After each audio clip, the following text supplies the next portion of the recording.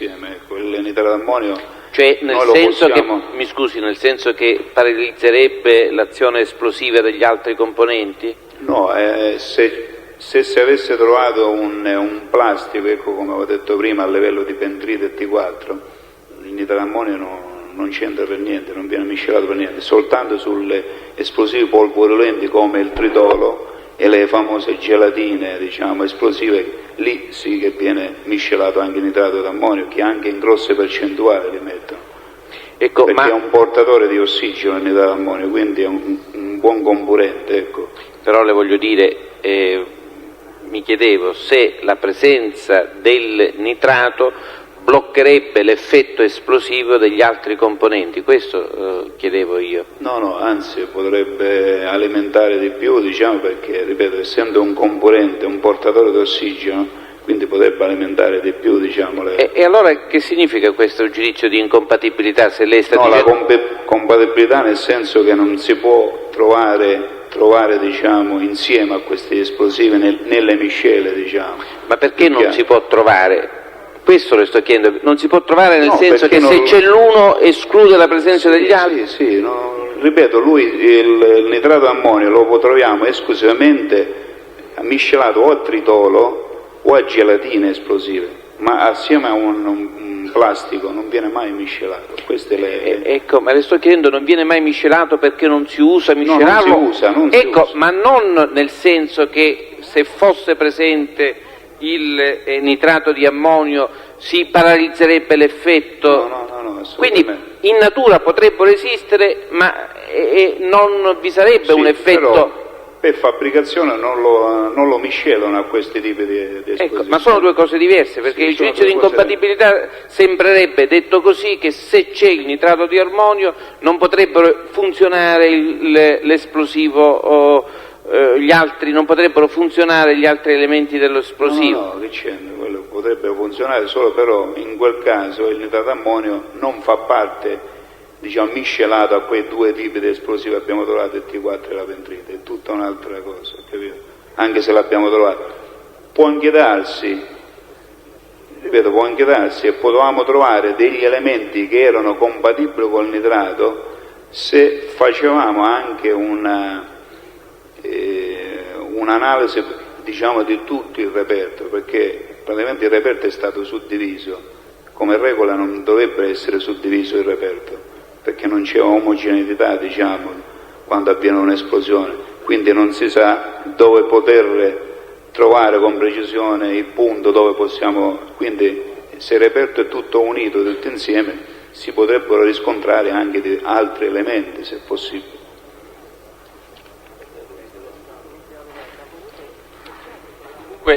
L'ultima domanda, ma comunque è stato trovato un elemento tipico in cui può stare il nitrato? La miccia?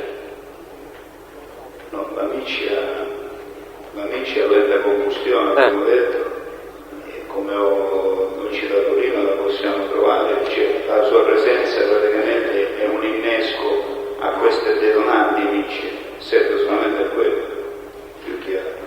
Però, quindi non è costituita da nitrato di ammonio? No, da nitrato di potassio. Da nitrato di potassio? Potassio è la miccia lenta combustione. Mentre noi stiamo discutendo del nitrato di ammonio? Di ammonio, sì. Va bene.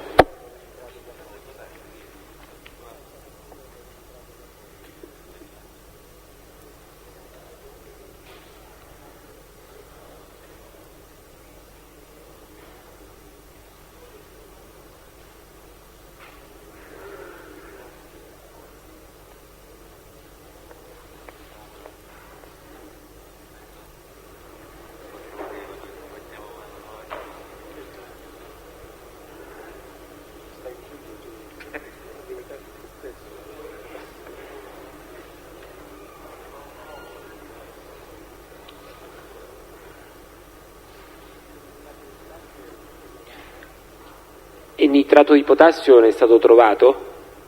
No, a quanto dalle analisi no. Lei ha utilizzato il termine miccia detonante, Sì. mi sembra, poc'anzi. Può spiegarci che cos'è la miccia detonante? Lo dice la parola stessa, diciamo, praticamente è una composizione di esplosivo ad alto potenziale, ecco. Come ad esempio l'ho citato prima, o pentrito o T4, queste sono le famose micce dal detonante. Il nitrato di ammonio da solo può esplodere? No, No. assolutamente. Se fosse stato combinato con altro materiale, mettiamo per formare un esplosivo, l'altro componente doveva essere comunque rinvenuto? Certo. È possibile che, essendo stato l'esame limitato soltanto a una parte di reperti, il motivo per cui non sia stato rinvenuto l'altro componente abbinato al nitrato? Può anche Presidente, scusi, c'è opposizione a queste domande. Il test deve deporre sul fatto di cui egli ha contezza, non si può chiedere se avesse esaminato altro, se avesse rinvenuto vuole altro. ripetere la domanda. No, ma però dico sul reperto, è un consulente che risponde però sul reperto da lui esaminato. La domanda qual è, per favore, pubblico ministero, perché non l'ho sentita. La domanda è possibile che l'altro componente, innanzitutto si era chiesto se il nitrato di ammonio fosse stato combinato con altro materiale, se doveva essere comunque rinvenuto l'altro materiale, e ha risposto sì. Al che ho chiesto, è possibile che il mancato rinvenimento di altra materia miscelata con il nitrato di ammonio sia derivata dal limitato esame dei reperti? Mi pare che aveva risposto anche a questa domanda, e quindi come precisazione può essere ammessa la domanda, può rispondere. Sì, aveva già risposto anche la seconda volta. Può rispondere, sì. No, non lo so, ora aveva risposto. Sì, aveva risposto comunque. E qual era la risposta? Ha detto che era... No, io ricordavo che già nel corso dell'esame aveva parlato di un frazionamento di reperti, quindi già è una precisazione Presidente, mi scusi, quell'argomento. Aveva parlato del frazionamento dei reperti e può essere chiamato a riferire su quello che egli ha esaminato, ma non può riferire delle ipotesi riguardanti la conduzione del prelievo tecnico di quei reperti. Ma già purtroppo deve dire quello che sa, non gli si può far dire quello che si vorrebbe che dicesse. Ascolterà la registrazione, sentirà benissimo che il No, ho sentito benissimo, dottor Bertone, scusi. Il frazionamento ha determinato un esame soltanto... Presidente, mi scusi, il frazionamento del reperto è un conto, poi il consulente ha detto io ho esaminato queste cose, su queste egli può riferire e deve farlo, ci mancherebbe altro, ma non gli si può far dire che eventualmente se egli avesse esaminato altro, cosa che egli non ha fatto, altro avrebbe potuto trovare. Questo è il senso dell'opposizione. Ha già detto quali sono le conseguenze di un esame frazionato, l'aveva già detto. No, signor dottor Bertone, se lei ascolta bene la registrazione non è così. Scusi, avvocato Antilla, e scusi il pubblico ministero, per quanto mi riguarda era soltanto un problema di ammissibilità della domanda, io l'ho intesa come precisazione della prima affermazione, per questo la domanda è ammissibile, l'ho ammessa, per il resto le considerazioni delle parti sui risultati di tutta la testimonianza ai fini della prova saranno discussi nella sede giusta. Ci sono altre domande? Possiamo licenziare il test? Può andare il test successivo?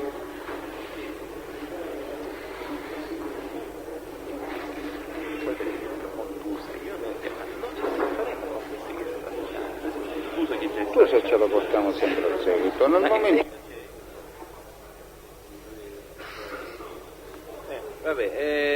le 8, punta co.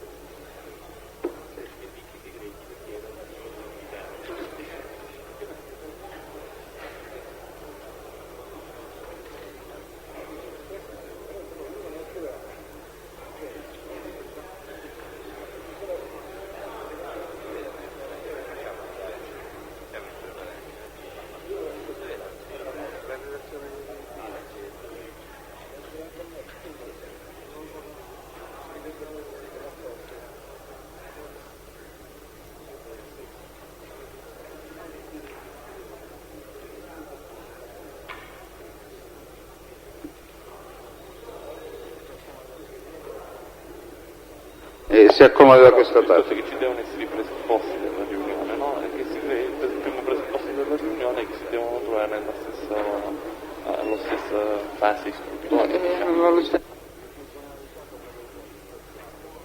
Le sue generalità per la verbalizzazione, per fare nome, cognome, luogo, data di nascita e luogo di residenza. Fundarò Gaspare, nato a Catania il 27 febbraio del 1952. Vuole leggere la dichiarazione di assunzione di Deve parlare responsabilità? vicino al microfono, cortesemente. Ma per le formalità non occorre, servono per il verbale.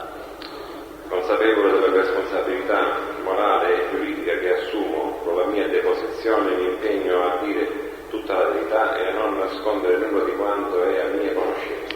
Ora ascolti le domande del pubblico ministero e parli vicino al microfono quando risponde. Si può rivolgere anche dalla parte del pubblico ministero. Il pubblico ministero può procedere. Che attività svolge lei? Chiariamo per la Corte. Sì, io sono funzionario dei Vigili del Fuoco di Catania. Ecco, in tale sua qualità ha partecipato a sopralluoghi in occasione, voglio dire, dopo l'incendio della villa del presentatore Giuseppe Baudo? No.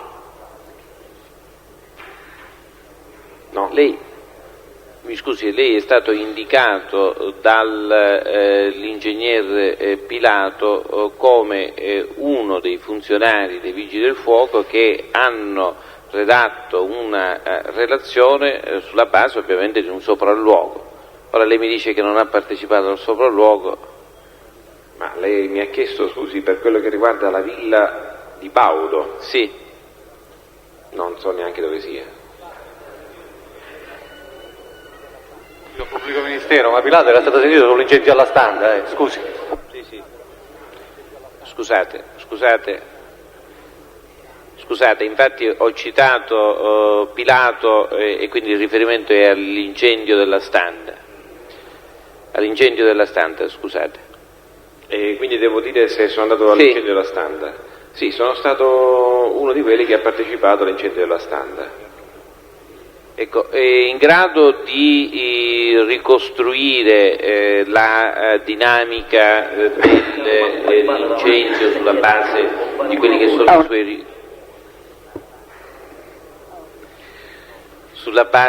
che sono i suoi ricordi e in considerazione appunto dei sopralluoghi effettuati? Guardi, il concetto è questo: io sono stato chiamato intorno alle 21:30, così circa 22, non ero in servizio di squadra, sono stato chiamato come supporto per la squadra e mi sono recato sul luogo e ho constatato che già l'incendio era in corso, si vedeva molto fumo e ho partecipato insieme con il resto del personale cercando di individuare da dove veniva il fumo e siamo entrati sia una prima volta dalla via Etnea, sarebbe dall'ingresso principale, e secondariamente siamo penetrati dalla via Montesanto, che è l'ingresso sul retro. Quando è stato effettuato il vostro sopralluogo? Lei parla dell'incendio o del sopralluogo successivo? Parlo del sopralluogo.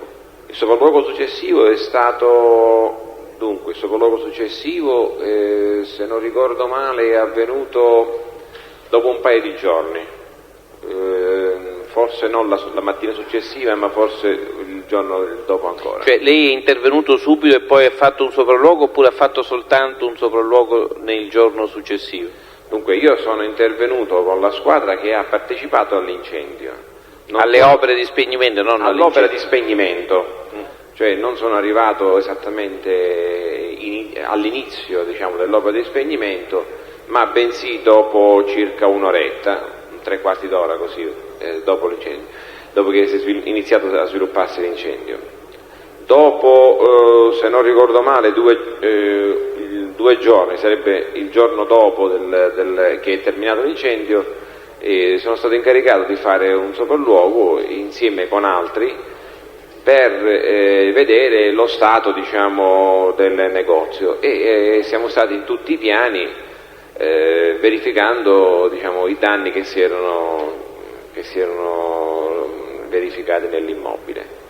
Ecco, avete potuto ricostruire la possibile dinamica dell'incendio? La dinamica dell'incendio, cui... sì, la dinamica dell'incendio sì, nel senso che la dinamica dell'incendio dimostra che l'incendio è partito dal piano terreno in prossimità diciamo, dell'ingresso di via Montesanto e si è sviluppato in maniera molto veloce, più veloce dell'opera di soccorso, nei piani superiori attraverso il vano in cui passava la scala mobile, per cui, diciamo, sia il fuoco che le fiamme che il fumo è stato diciamo, incanalato da questo vano di apertura che collegava i vari piani, e quindi ha avuto una strada preferenziale per passare dal piano terreno ai piani primo e così via. Questa come dinamica in questo senso. Lei ricorda in particolare se furono rinvenute tracce di contenitori per liquido infiammabile? Personalmente non ne ho viste, sentivo dire, insomma, che era stato rinvenuto sia dal personale Vigili del Fuoco sia dal personale Polizia di Stato che era intervenuto sul posto. Lei poc'anzi ha parlato dell'ingresso di via Montesano, ecco, vuole chiarire alla Corte se questo ingresso fa angolo o con altra strada? Sì, è l'ingresso che, dunque, da via Etnea c'è la traversa, si chiama via Montesano,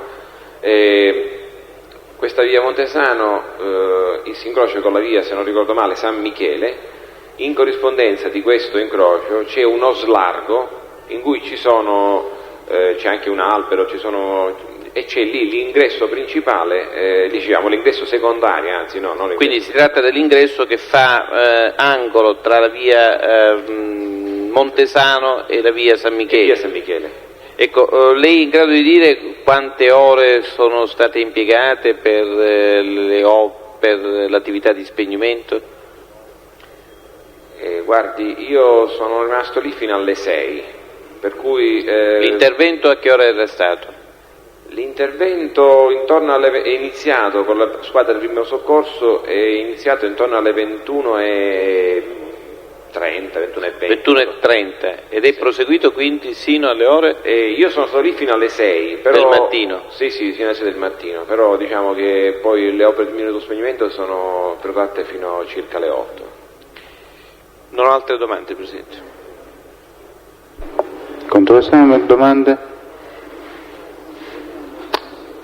I difensori degli imputati hanno domande da fare al testo? No, possiamo licenziarlo, può andare, ingegnere, grazie.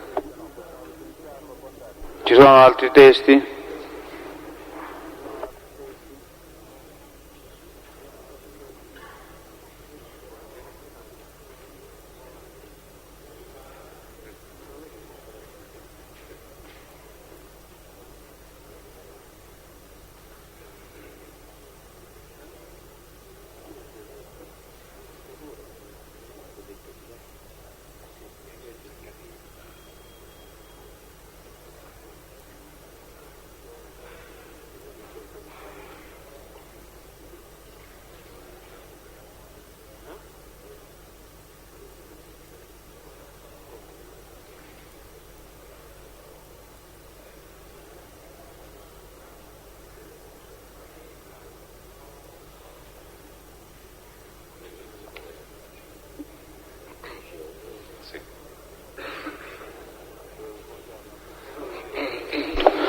Buongiorno, per favore le sue generalità per la verbalizzazione. Sì. De Luca Luigi. Nato? Catania. La data 7 agosto 1964, 6-4. Risiede a Catania? Gravina di Catania. Vuole leggere la dichiarazione del giuramento? Consapevole della responsabilità morale e giuridica che assumo con la mia deposizione, mi impegno a dire tutta la verità e a non nascondere nulla di quanto è a mia conoscenza. Il pubblico ministero può procedere. Che attività svolge? Sono un funzionario tecnico dei Vigili del Fuoco. Lei è intervenuto in occasione dell'incendio dei grandi magazzini Standa? Sì, ero l'ufficiale di guardia. È intervenuto immediatamente oppure in una fase successiva per i sopralluoghi che vi sono stati dopo? Diciamo che sono intervenuto immediatamente a distanza di qualche minuto dalla prima squadra giunta sul posto. Avete potuto verificare come si è sviluppato l'incendio? Sì, abbiamo visto che l'incendio era già in una fase avanzata. E il punto, diciamo, di partenza del fuoco l'avete verificato? Dov'era? Era possibile verificarlo? Noi abbiamo trovato una situazione abbastanza generalizzata, cioè voglio dire, siamo intervenuti sia sul fronte via Etnea sia sulla parte retrostante, quindi via Montesano e via San Michele, dove per primi siamo entrati, cioè il primo varco l'abbiamo aperto da quella parte. Abbiamo tentato un avvicinamento all'interno, come diciamo da normale procedura operativa, ma il calore era fortissimo e siamo però riusciti a intravedere che dentro c'erano diversi focolai. Quello principale era in corrispondenza della scala mobile, che praticamente fungeva da collegamento verticale insieme a un'altra scala interna che era praticamente irraggiungibile. Però abbiamo visto che l'incendio comunque era partito, si era propagato dal posto dove eravamo entrati, quindi da quell'ingresso sul lato posteriore di via. Gli elementi che portano a questa conclusione quali sono? Che praticamente c'erano delle tracce abbastanza evidenti che era stato usato un liquido infiammabile, probabilmente diciamo, utilizzato appunto dall'esterno, visto che le saracinesche erano del tipo aperto, quindi si poteva facilmente diciamo, utilizzare dall'esterno questo tipo di tecnica, e che proprio da quella parte c'era un reparto di intimo femminile, di maglieria facilmente infiammabile, quindi fibre sintetiche che avrebbero facilmente condotto il fuoco nelle zone più centrali del negozio e quindi sulla scala mobile. Avete verificato tracce di fumo più consistenti in quella parte lì? Prego? Tracce di fumo più consistenti in quella parte lì? Ma questo probabilmente in un secondo momento. A questa domanda non le so rispondere in particolare perché poi furono fatti sopralluoghi, diciamo, e lei non ha preso parte? No, a intervento effettuato, diciamo, quando ormai era tutto spento. Parlava poc'anzi di liquido infiammabile, l'avete rinvenuto voi? Dunque, noi abbiamo rinvenuto una tanica in plastica che è stata però immediatamente consegnata al personale della Polizia di Stato. E può dire dove era posizionata la tanica? Io personalmente non la vidi, mi riferì il mio caposquadra che avevano rinvenuto questa tanica in prossimità diciamo, dell'angolo che forma via San Michele e via Montesano, quindi diciamo, nella parte retrostante vicino all'ingresso della zona merci. Quanto dista ecco, più o meno questo punto, se lei lo ricorda, una decina di metri diciamo dall'ingresso. E quello era l'ingresso da dove poi partì, si sviluppò? Presumibilmente sì. E se poi... Scusi, quello quale? Stavo facendo la domanda al punto interno. Qual era ecco, l'ingresso dal quale presumibilmente ebbe a svilupparsi l'incendio? Quello che dà sulla piazzetta che fa angolo fra via San Michele e via Montesano, quindi diciamo la parte retrostante del negozio. E rispetto a questo ingresso la tanica, il recipiente? Tra 10 e 15 metri. 10 e 15 metri.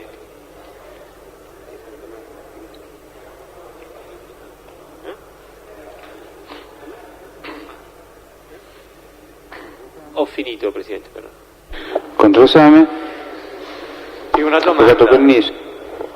Mi scusi, le risulta per caso se prima che arrivaste voi era arrivato lì personale della polizia? di una volante. La chiamata giunse dalla centrale operativa della questura. Sì, voglio dire, sul luogo Sì. che è arrivato prima di voi una volante Sì. della polizia, era lì il luogo. Sì. Va bene, la ringrazio.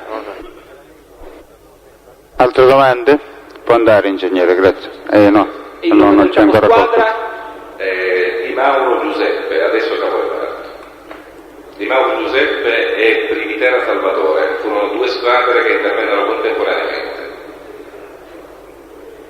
Ed è la persona a cui lei ha fatto riferimento in occasione della tanica, del Sì. perimetro della tanica.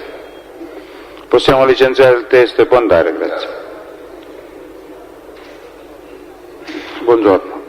E allora rimane da risolvere questo incidente per la posizione di Aiello per l'udienza di domani. Se si vogliono avvicinare il pubblico ministero all'avvocato Catania ne parliamo. Andrea no.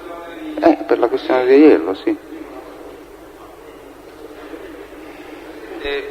Cogliamo l'occasione in questo momento di pausa per chiedere, proprio in relazione all'episodio Standa, l'acquisizione della relazione di servizio datata Catania 18/1/90, che non si trova, probabilmente per una dimenticanza, credo anche da parte dei signori pubblici ministeri, che non si trova ancora al fascicolo del dibattimento né come atto ripetibile né come prova documentale. Si tratta di un accertamento fatto nell'immediatezza da due agenti della PS, di cui però non riesco a leggere i nomi, e che accertano di aver rinvenuto una tanica di benzina nell'immediatezza dei fatti, descrivendone il quantitativo e quant'altro, insomma, era di loro pertinenza. Dico, non trovandosi tuttora gli atti del dibattimento, possiamo fare anche un'altra cosa, chiedere la citazione, se in via subordinata possiamo chiedere la citazione dei due verbalizzanti, altrimenti se i pubblici ministeri sono d'accordo, chiediamo che venga acquisita gli atti del dibattimento. Presidente, a questo punto E poi ci avviciniamo. chiediamo l'acquisizione anche della relazione di servizio a cui facevo cenno prima durante il controesame del maresciallo La Spina, cioè la relazione di servizio del 30/10/91. Si chiede l'acquisizione.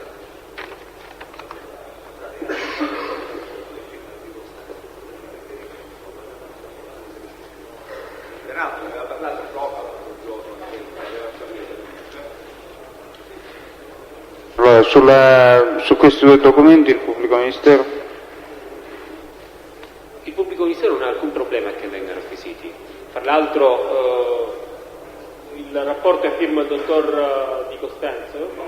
È a firma del dottor Di Costanzo?